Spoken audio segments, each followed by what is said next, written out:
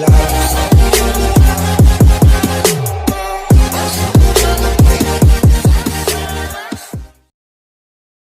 morning dear students, how are you? I hope you all are good at your places. I Geeta Elawat, your Hindi teacher, welcome to online class.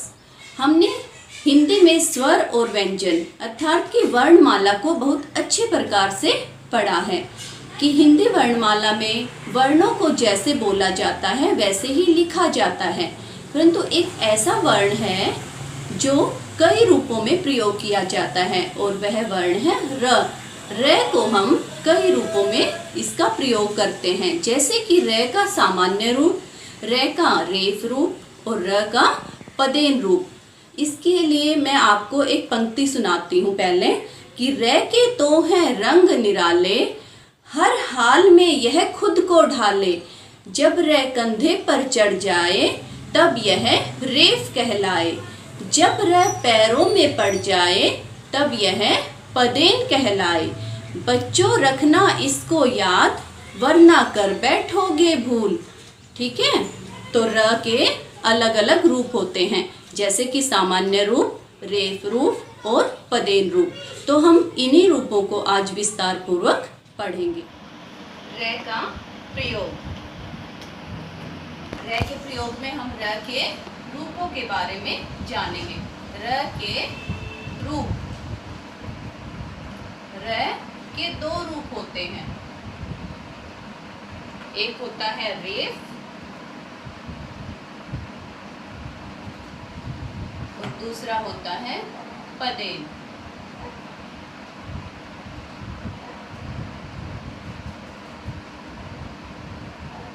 ठीक है, ये क्या है?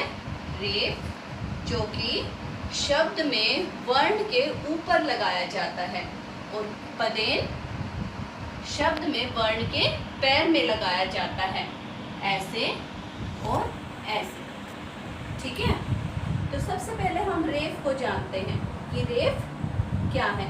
यहाँ पर रेफ में जो है र आधा होता है और यह अपने पीछे वाले वर्ण पर जाकर जुड़ जाता है, जैसे कि कर्म,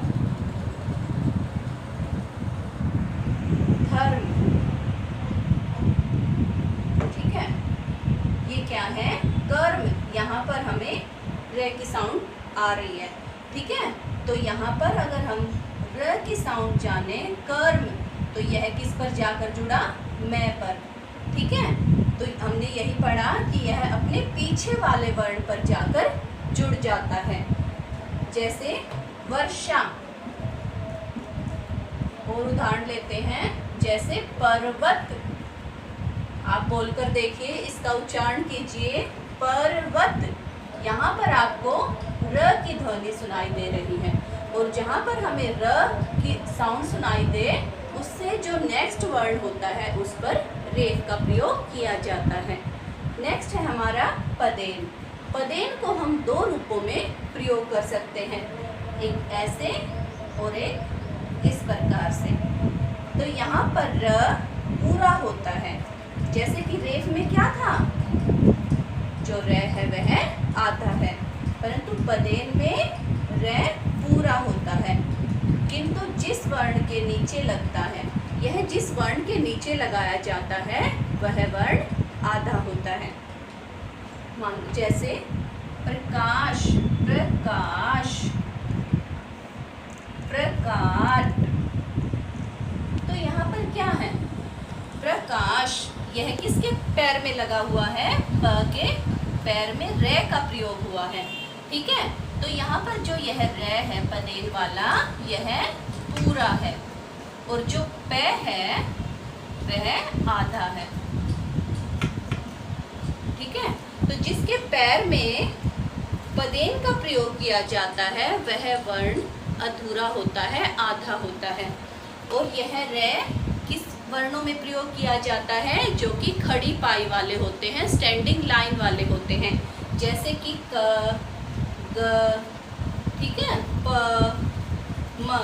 ये क्या है? स्टैंडिंग लाइन है, तो इन्हें हम क्या बोलते हैं? खड़ी पाई वाले, और इसमें पदेन का प्रयोग किया जाता है। अब इस रे का प्रयोग कहाँ किया जाता है? जो हमारे वर्ण घुंडी वाले होते हैं उनके नीचे हम इस र का प्रयोग करते हैं, जैसे कि ड्रामा, जैसे राष्ट्र, ठीक है, ट्रक। तो ये क्या है? ये हमारे घुंडी वाले वर्ण हैं, ट, ड, ठीक है।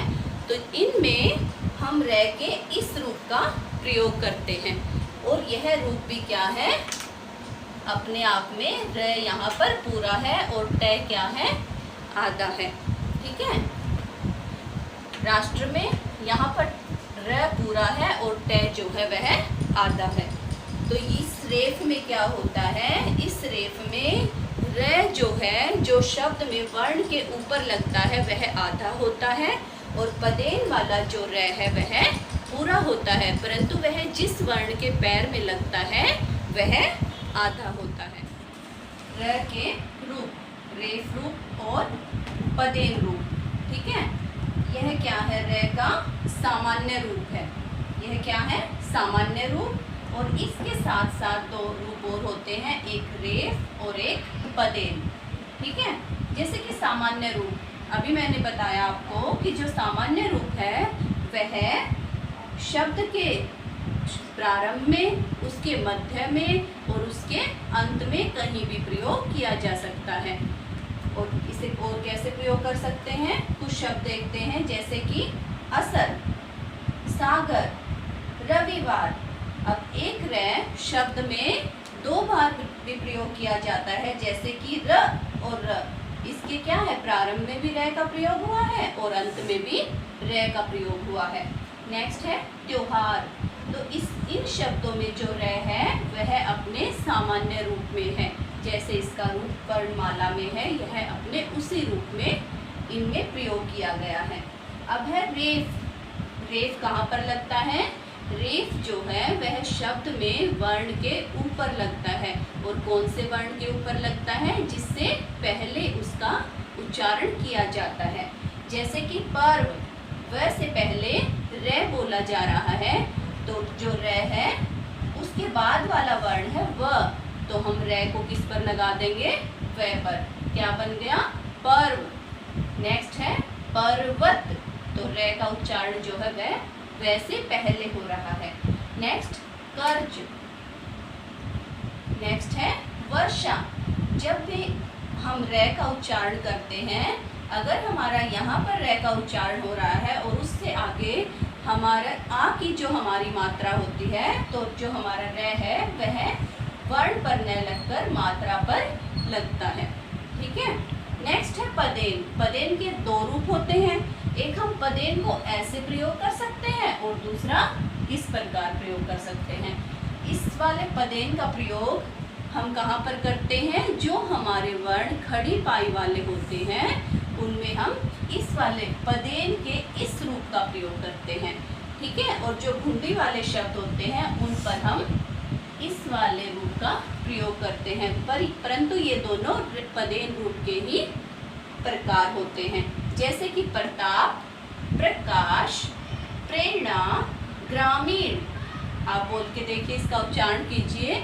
प्रताप, प के तुरंत बाद र की साउंड आ रही है, ठीक है। तो यहाँ पर क्या है? र के साथ अ की भी साउंड है, ठीक है।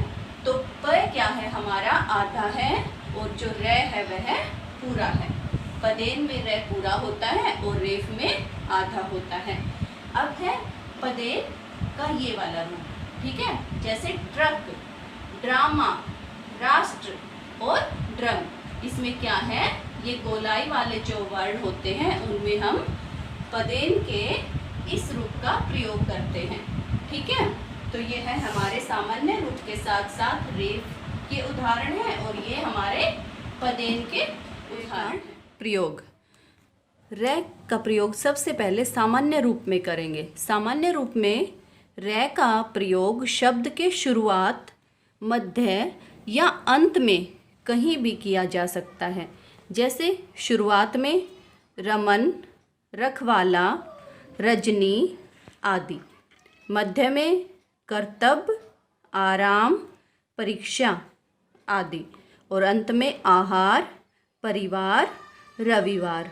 तो यह क्या है? रे का सामान्य रूप है कि यहाँ पर रे इन शब्दों में अपने सामान्य रूप में प्रयोग किया गया है।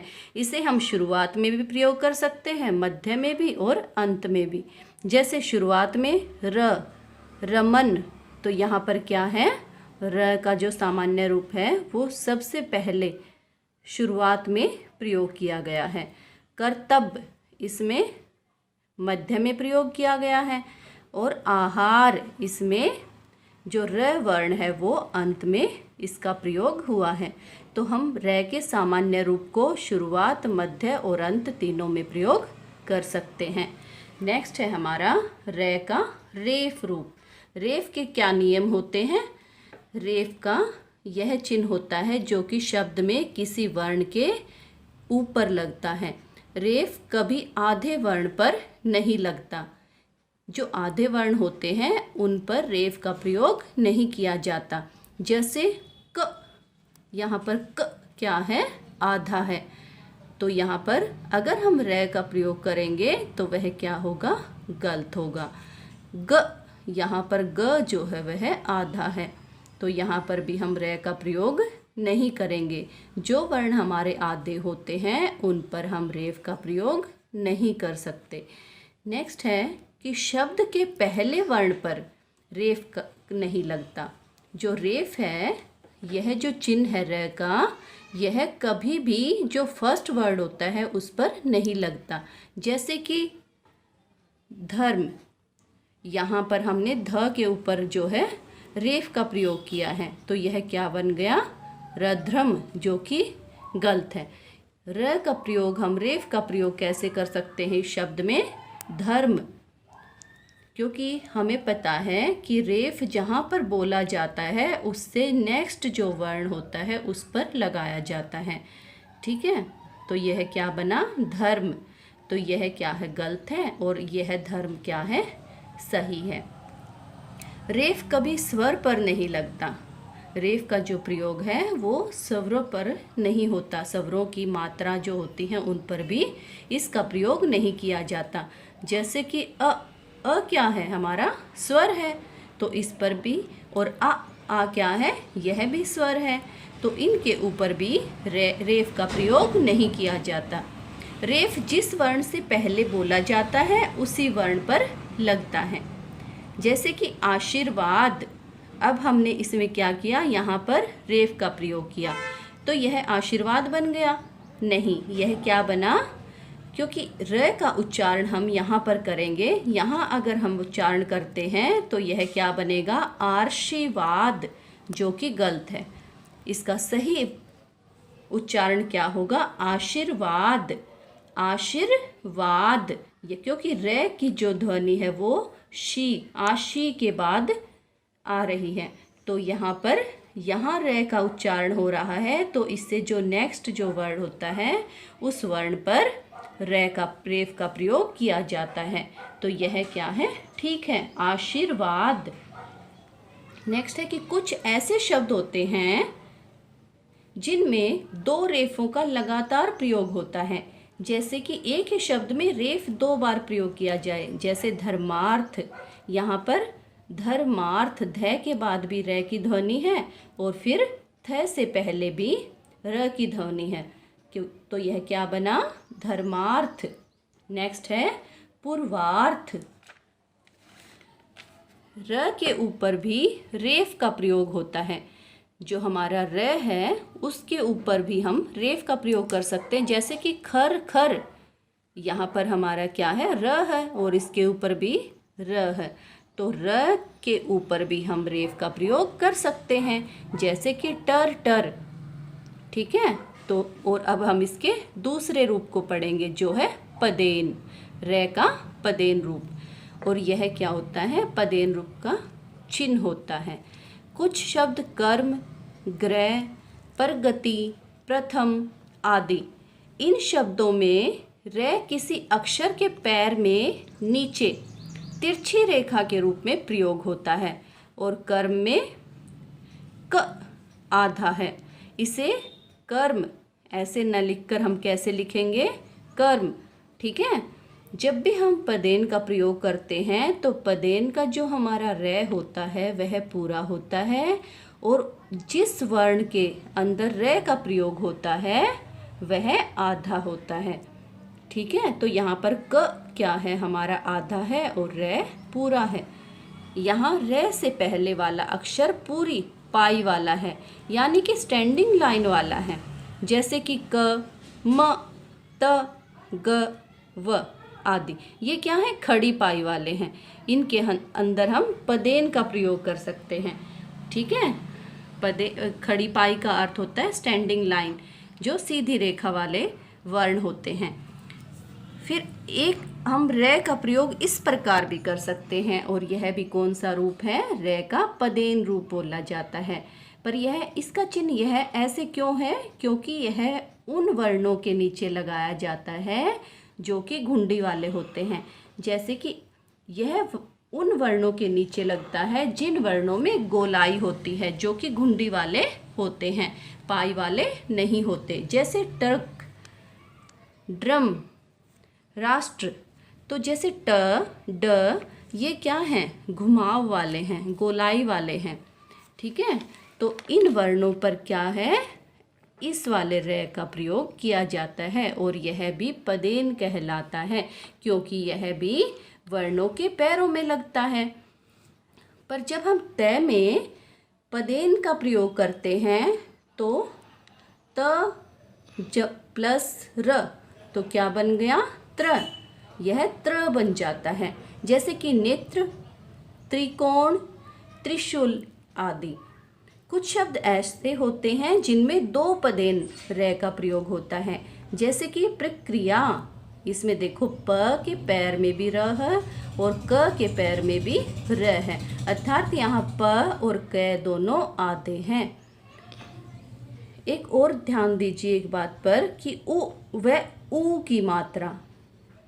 उ यह कौन सी मात्रा है? उ की मात्रा। जैसे कि रुपया, रुमाल। ठीक है। तो यह क्या है? उ की मात्रा। यह मैं क्यों बता रही हूँ? क्योंकि यह रे में लगी हुई है, और एक रे ही ऐसा वर्ण है जिसके पेट में ऊ की मात्रा लगती है, और सभी वर्णों में ऊ की मात्रा का प्रयोग उसके पैरों में किया जाता है। ये क्या है? ऊ। जैसे कि रूप, रूठना। ठीक है।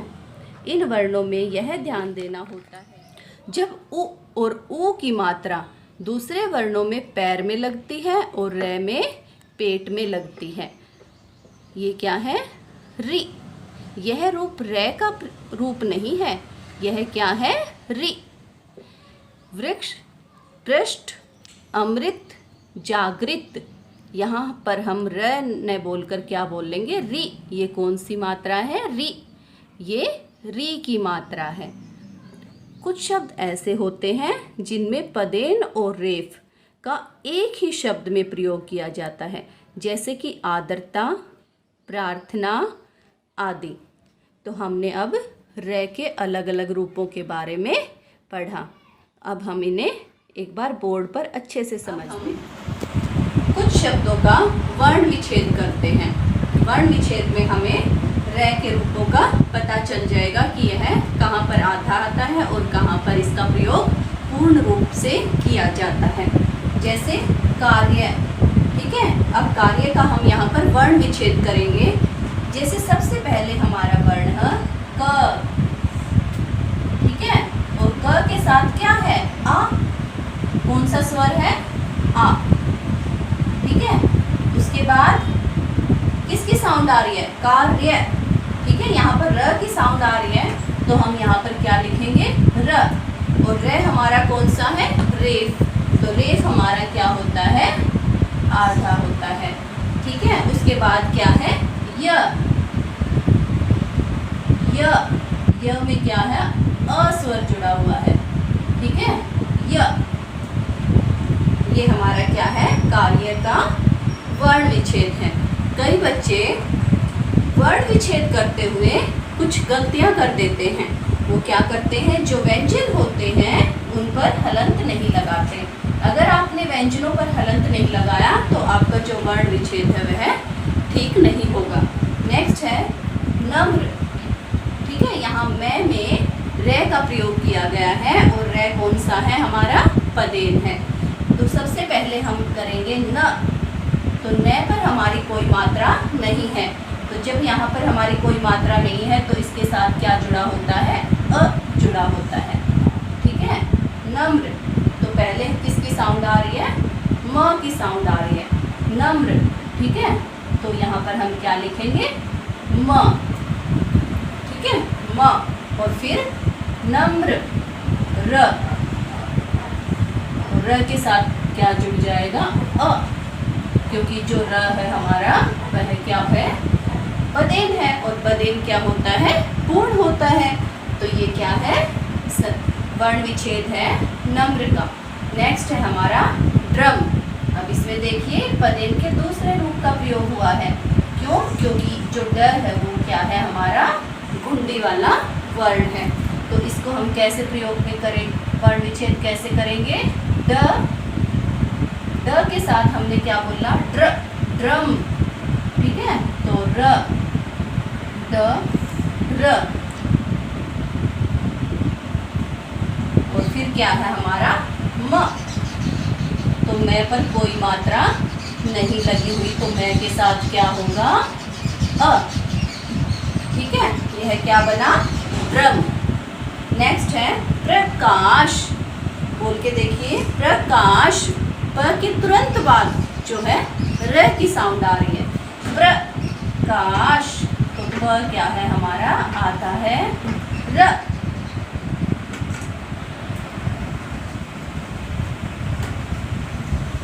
क,